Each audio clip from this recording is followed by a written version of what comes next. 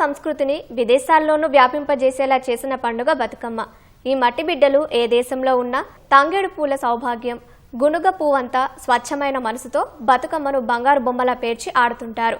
తీరొక్క పూలతో పేరెన్నికల గన్న దేశంలోనూ తెలంగాణ సంస్కృతి విరాజిల్లుతోందంటున్న రాష్ట్ర రైతు కమిషన్ సభ్యురాలు మరికంటి భవానీరెడ్డితో మా ప్రతినిధి శివరామకృష్ణ ముఖాముఖి. తెలంగాణ ఆడబిడ్డ ప్రపంచవ్యాప్తంగా ఎక్కడున్నా కూడా వాళ్ళందరినీ ఆకర్షించేటువంటి పండుగ బతుకమ్మ. అటువంటి బతుకమ్మను ఖండాంతరాల్లో వ్యాపింపజేసినటువంటి ఒక మహిళ తెలంగాణ ఆడబిడ్డ మనతో ఉన్నారు. ఆమెతో మాట్లాడదాం. భవానీరెడ్డి గారు తెలంగాణ రాష్ట్ర రైతు కమిషన్ సభ్యురాలుగా ఉన్నారు. ఆమెతో మాట్లాడదాం. మేడం నమస్కారం. మేడం నమస్తే. ముందుగా మీకు బతుకమ్మ పండుగ శుభాకాంక్షలు. మీకు కూడా అట్లాగే ప్రపంచవ్యాప్తంగా ఉన్న ఆడబిడ్డలందరికీ కూడా బతుకమ్మ మరియు దసరా పండుగ శుభాకాంక్షలు. సో అసలు బతుకమ్మ అంటే మీకు చిన్నప్పటి నుంచి ఒక మహిళగా మీ చిన్నప్పటి నుంచి ఇప్పటి వరకు ఇన్ని సంవత్సరాల ప్రయాణంలో మీకు బతుకమ్మ అంటే ఎటువంటి స్మృతులు మీకు గుర్తొస్తాయి? చాలా మంచి మంచి మెమరీస్ ఉన్నాయి.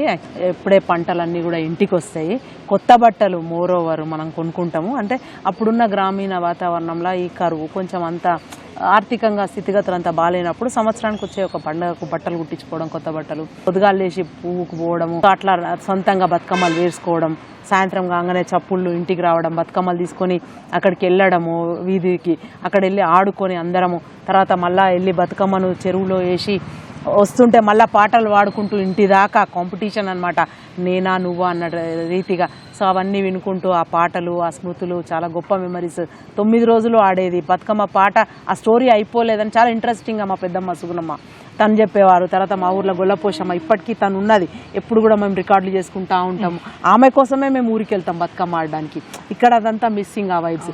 సో అట్లా అక్కడికి వెళ్ళి బతుకమ్మ ఆడి చాలా బాగుంటుంది. ఆ స్టోరీ అయిపోవాలని చెప్పి మగవాళ్ళు జమ్మికి పోయినా కూడా మేమందరం మళ్ళీ వెళ్ళి ఆ బతుకమ్మ ఆడితే ఆ అక్కమ్మ స్టోరీయో నీలవరుణ్ స్టోరీయో అయిపోతుంది అనమాట, సంపూర్ణమవుతుంది. తెలంగాణ సంస్కృతిని విశ్వవ్యాప్తం చేసేందుకు ఆస్ట్రేలియాలో చేసినటువంటి కార్యక్రమాలు కానీ లేదంటే మిగతా బతుకమ్మ అసలు తెలంగాణ సంస్కృతిని ఎట్లా విశ్వవ్యాప్తం చేసిందని చెప్తారు? యాక్చువల్గా అయితే 2004లో నేను ఆస్ట్రేలియా వెళ్ళడం జరిగింది మాస్టర్స్ కోసము. అయితే అక్కడికి పోయినాక తెలంగాణ డెవలప్మెంట్ ఫోరం ఆధ్వర్యంలో మేము బతుకమ్మ ఆడడం అప్పటి నుంచే స్టార్ట్ చేసినాం. అప్పుడు ఉద్యమం కూడా ఇక్కడ ఉధృతంగా ఉంది. ఆ టైంలో అందరినీ కలుపుకోవడానికి ఇది ఒక బతుకమ్మ అనేది ఒకటి, ఇది గ్యాదరింగ్కి. ఎట్లా అంటే ఆడ పువ్వులు కూడా ఇంత పర్మిషన్స్ అని ఉంటాయి, చాలా ఇదిగా ఉంటుంది. అవన్నీ కూడా దాటుకొని తర్వాత ఆ టైంలోనే మేము ఈ బతుకమ్మ ఆడే టైంలోనే అందరం గ్యాదర్ అక్కడ కూడా మేము ధూమ్ధాం నిర్వహించడము. బతుకమ్మ పండుగ పెద్ద ఎత్తున ఇక్కడి నుంచి కళాకారులను అక్కడికి పిలిపించడము. అప్పుడు అందరూ స్పీకర్, చైర్మన్, వాళ్ళందరూ కూడా మండలి చైర్మన్ వీళ్ళందరూ కూడా అక్కడికి రావడము.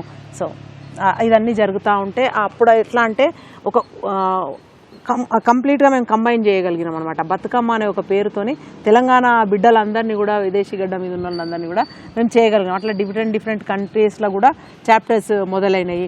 అందరూ కూడా బతుకమ్మ ఆడడం స్టార్ట్ చేసిండ్రు. మేడం మీరు మెకానికల్ ఇంజనీరింగ్ చేసారు, చదువుకున్నంత ఇంగ్లీష్ మీడియంలో చదువుకున్నారు. సో ఇప్పుడు మీరు పాటలు పాడతారని కూడా మేము విన్నాం. సో మీరు పాటలు పాడింది నేను గతంలో కూడా విన్నాను. మీకు అన్ని పాటలు అసలు ఎట్లా గుర్తున్నాయి?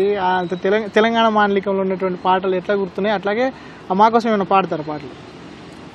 డెఫినెట్గా. అయితే మనము పాటలలో సేకరణ పాటలు అప్పటివి ఎట్లా అంటే రామాయణాలను, భారతాలను కూడా బతుకమ్మ పాట రూపంలో వాడిన మా దగ్గర మహబూబ్ నగర్ నుంచి బుక్క కవి గారు కానీ, తర్వాత ఇక్కడి నుంచి కానీ కొందరు అప్పట్లో బాగా రాసిండు బతుకమ్మ పాట. 200 సంవత్సరాల క్రితం నుంచే రామాయణం చెప్పే పరిస్థితిలో ఒకసారి సీతమ్మ ఇళ్ళకి అని సిరిముగ్గు పెట్టి వెతుకుతుంటుంది రాముడి గురించి. వాళ్ళని అడుగుతుంటుంది అనమాట అందరినీ, మీరైనా చూస్తీరా వియ్యాలో శ్రీరాముల రాకలంటే వాళ్ళు చెప్తుంటారనమాట, ఇట్లా చిరగోనెలాడేటి వియ్యాలో, సింతల్లా చూడు వియ్యాలో, అచ్చన్నలాడేటి వియ్యాలో, అరుగుల్లా చూడు వియ్యాలో, కచ్చకాయలాడేటి వియ్యాలో, పరుపుల్లా చూడు వియ్యాలో ఆమె చెప్తుంటారు అనమాట వాళ్ళు.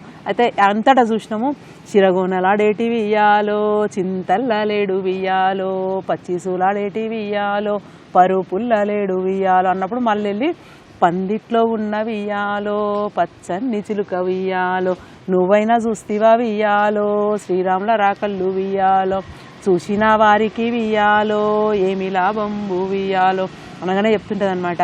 నీ చిన్ని రెక్కలకు వియ్యాలో, వెండి పొగుడిద్దు నువ్వు వియ్యాలో, ఎగిరేటి రెక్కలకు వియ్యాలో, పగిడి పొగుడిద్దు నువ్వు వియ్యాలో అట్లా వస్తుంటుంది. అదొక నేపథ్యం. తర్వాత ఏమవుతుందంటే బతుకమ్మను పండుగ వస్తుంది. పండుగ వచ్చినప్పుడు అన్నదమ్ములు చెల్లెని తీసుకుపోవడానికి, అక్కని తీసుకుపోవడానికి వెళ్తారు. వెనకటికి ఏంటంటే చాలా దూరం ఉండేది. ఇదంతా కూడా ఈ మొబైల్ నెట్వర్క్ లేని మనుషులను పంపించేది.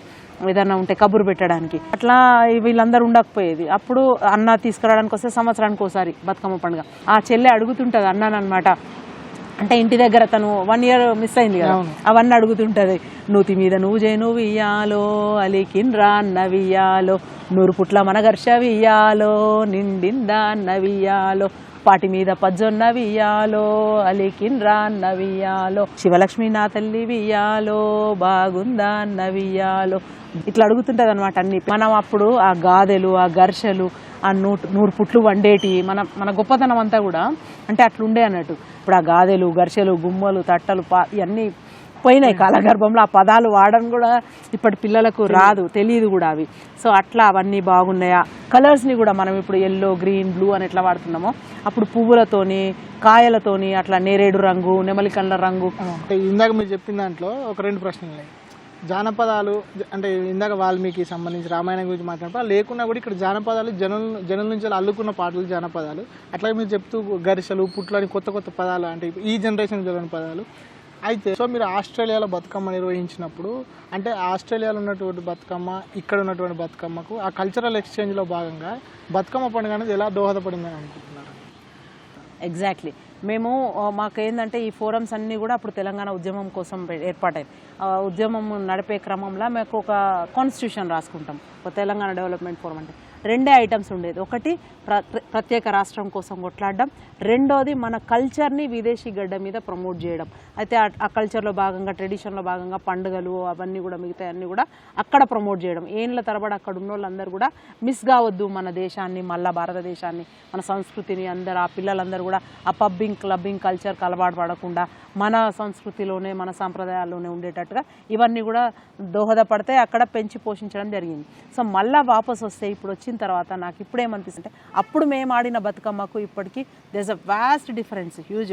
అప్పుడు ఏంటంటే వాళ్ళు బతుకమ్మ పాటలు ఆడుతూ ఉంటే వాళ్ళ వెనకాల మేము నా సంఘటనలు చెప్తా, అంటే ఒక రికార్డ్ చేసుకోవడానికి ఒక చిన్న వాక్మెన్, టేప్ రికార్డర్ పెట్టుకొని ఆ రిథమిక్గా వాళ్ళు చప్పట్లు కొట్టుకుంటూ ఆడుతూ ఉంటే అది క్యాప్చర్ చేసుకోవడానికి మేము వెంటబడి తిరిగేది.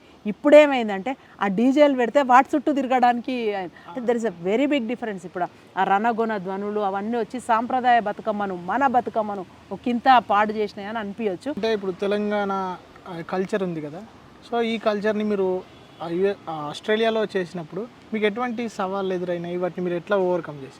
ఏం లేదు, అక్కడ ఏంటంటే అందరినీ పిలవాలి, చాలా తక్కువ మంది ఉంటారు కాబట్టి. అందుట్లో నేనున్న నగరం సిడ్నీలో పర్వాలేదు, ఇండియన్స్ ఎక్కువనే ఉంటారు. అందుట్లో హైదరాబాదీస్ కూడా ఉంటారు. సో అందరినీ ఒక చోట చేర్చడానికి, తర్వాత కూర్చోబెట్టి కొన్ని పర్మిషన్స్ ఉంటాయి అక్కడ, ఫ్లోరల్ పర్మిషన్స్. ఇక్కడలాగా నిమజ్జనం ఎన్ని పడితే పూలు అన్నీ చేయకూడదు. Again as I said, so ఇంత లిమిటెడ్ కౌంట్, 100 పూల 200 పూల అట్లా కౌన్సిల్స్ నుంచి పర్మిషన్స్ తీసుకోవాలి.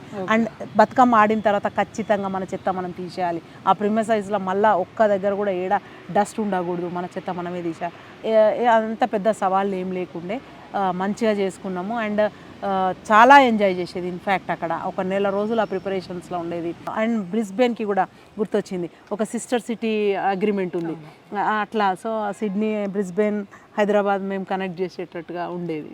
సో అయితే మహిళలకు సంబంధించి స్త్రీతత్వాన్ని వాళ్ళు ప్రదర్శించుకునేందుకు, వాళ్ళలో ఆత్మవిశ్వాసం పెంపొందించుకునేందుకు బతుకమ్మ ఏ విధంగా ఉపయోగపడుతుందని మీరు అనుకున్నారు ఒక మహిళగా చెప్పండి? నిజంగా కూడా అంటే ఈ 9 రోజులు అందరూ అక్కడ కలుసుకుంటారు, పాత ఫ్రెండ్స్ అందరూ వస్తారు, చిన్నప్పటి ఫ్రెండ్స్. సో అట్లా అందరం కూడా సాధక బాధకాలు ఏమున్నాయి, అందరికి ఉంటాయి అప్స్ అండ్ డౌన్స్. అట్లా అందరం ఉండి మంచిగా రకరకాల సద్దులు, రోజుకొకటి ఉంటుంది బతుకమ్మ కోవడానికి. ఓ రోజు లవంగాలే ప్రసాదం ఇస్తారు, ఓ రోజు అటుకులు, బెల్లము ప్రసాదం.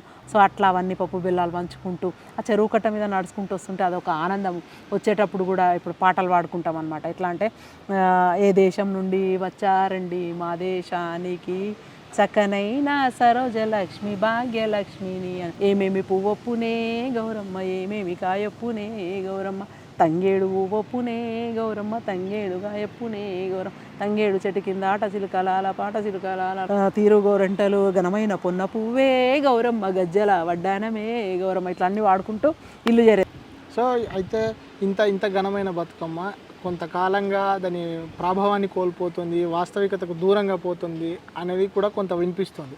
ఒక మహిళగా మీరు దాని గురించి ఏం చెప్తారు? అదే మనము బతుకమ్మ అనగానే ఓన్లీ సిటీస్లా హైదరాబాద్లోనే మనం ఫోకస్డ్గా ఉండి గ్రామీణ వాతావరణంలో ఉన్న వాళ్ళని చూపియండి, ఒక ఊరుని తీసుకోండి, ఒక మండలం తీసుకోండి, అక్కడ వెళ్ళి చూపియండి, చాలా చక్కగా జరుగుతూ ఉంటాయి పద్ధతులు. ఇక్కడ అనేసరికి డీజేలు ఫుల్ క్రౌడ్, ఇది ఓన్లీ హైదరాబాద్నే చూపిస్తున్నారు. పల్లెటూర్లను కూడా చూపియండి, వాళ్ళని కూడా ప్రమోట్ చేయండి. చాలా మంచి సింగర్స్ ఉన్నారు. రాను రాను ఏమైందంటే మన బిజీ స్కెడ్యూల్స్లలో దైనందిన కార్యక్రమాలలో బిజీ అవ్వడం వల్ల ఈ బతుకమ్మ పండుగను అంటే ఇగ్నోర్ చేయడం, తర్వాత అంటే ఈ డీజేలు అలవాటు పడి సరే 2 నిమిషాలు ఎవరైనా వాడినా కూడా నువ్వు ఆగి ఇక డీజే విందాం అనే కాడికి అది అలవాటు అయ్యి ఫస్ట్గా స్టార్ట్ అవుతాయి, పలుగురాళ్ళు ఇట్లా స్టార్ట్ అవుతుంటాయి. సో ప్రేమ ఇవన్నీ కూడా అందరం కూడా ఒకరికొకరం ఒక సోషల్ రెస్పాన్సిబిలిటీ, ఒక కొలాబరేషన్, ఒక కోఆర్డినేషన్. సరే మొత్తం కూడా ఒకరు ఎదుటి మనిషిని మనం ఎత్తుకోము దించుకోము, బట్ మనకు తోచినంతలో కొంచెం ప్రేమతోని వాళ్ళకు ఒక ఎంటుకపాటు సహాయము మనం చేయగలిగిన వాళ్ళం చేయగలిగితే we can bring huge change అనమాట. సో ఇవి భవానీ రెడ్డి గారు చెప్తున్నటువంటి విషయాలు. బతుకమ్మ పండుగ అంటే ప్రేమ ఆత్మీయతల కలబోత అని, అట్లాగే ఆ గ్రామాల్లో ఉన్నటువంటి బతుకమ్మను మళ్ళీ తిరిగి పూర్వవైభవం తెచ్చేందుకు అందరం కలిసి సమిష్టిగా కృషి చేయాలని చెప్తున్నారు. కెమెరామెన్ నరేందర్తో శివరామ్ కృష్ణ ప్రసాద్, ఈటీవీ న్యూస్, హైదరాబాద్.